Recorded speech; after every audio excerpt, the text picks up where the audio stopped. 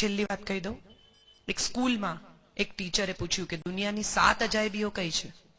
એટલે છોકરાઓએ ઊભા થઈને કહ્યું કે ભાઈ તાજમહેલ છે, બેબીલોનના બગીચા છે, એફિલ ટાવર છે. એક નાની છોકરીએ કહ્યું કે 1 મિનિટ મારે કહેવું છે. એટલે ટીચરે પૂછ્યું શું? એટલે છોકરીએ કહ્યું કે 7 અજાયબીઓ આ બધી નથી, આ તો માણસે બનાવી છે.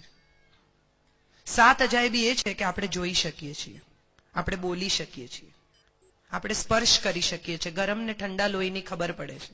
એક પણ શબ્દ બોલ્યા વિના કોઈ આવીને હાથ પકડે તો સમજાય છે કે આમાં સહાનુભૂતિ છે, આમાં પ્રેમ છે, આમાં ગુસ્સો છે. આપણે શ્વાસ લઈ શકીએ છીએ અને ઘડી ઘડી જોવું નથી પડતું કે શ્વાસ ચાલે છે કે બંધ થઈ ગયા.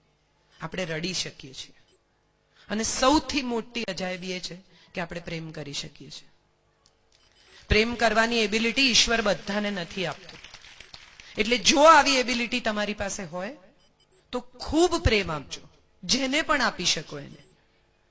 સાદા ડ્રાઈવરથી શરૂ કરીને, તમારા લિફ્ટમેનથી શરૂ કરીને, તમારી સ્કૂલના પ્યુનથી શરૂ કરીને, આજે એમણે કહ્યું કે બાંકડી હતી, એવા કોઈ માણસથી શરૂ કરીને જેની પાસેથી તમે પ્રેરણા લઈ શકો એવી વ્યક્તિ સુધી પહેલા બધાને પ્રેમ આપજો.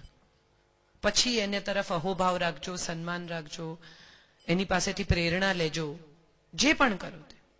પણ માણસ માત્ર ને બેસિક જરૂરિયાત એ છે કે કોઈ એવું સમજે કે એનો મૂડ કેવો છે.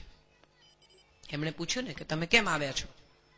સહેજ વિચારી જુઓ કે સવારના પરમાં તમારું મોઢું ચડેલું હોય અને તમે ક્લાસમાં જાઓ ને તમને તમારા ટીચર ખાલી એટલું પૂછે કે બેટા નથી મગજ ઠેકાણે કંઈ થયું છે બેટા? કેટલું બધું સારું લાગે છે. પણ આપણે તો સામે મગજ ગુમાવી દઈએ છીએ તરત જ. હા તો ખરાબ મૂડ છે તો શું છે? Don't do that. કોઈ સહાનુભૂતિથી, પ્રેમથી, લાગણીથી વાત કરે તો એટલી જ લાગણીથી પ્રતિભાવ આપજો, જવાબ આપવાનો પ્રયત્ન કરજો, કારણ કે આ એબિલિટી બધા પાસે નથી. ગીતાનો એક શ્લોક છે, 15મા અધ્યાયનો પહેલો શ્લોક. એમાં કહ્યું છે કે માણસ એક જ એવું પ્રાણી છે જેના મૂળ ઉપર છે, ઉર્ધ્વ મૂલ અધ શાખા. માણસના મૂળ ઉપરની તરફ છે અને શાખાઓ નીચેની તરફ વિસ્તરેલી છે. આવું એક જ પ્રાણી છે આ વિશ્વમાં, અને એ આપણે છીએ. એટલે સફળ તો થાવ કે ન થાવ, તમે કોને સફળતા ગણો છો, બીજા કોને સફળતા ગણે છે, આવા બધા બહુ સવાલો છે.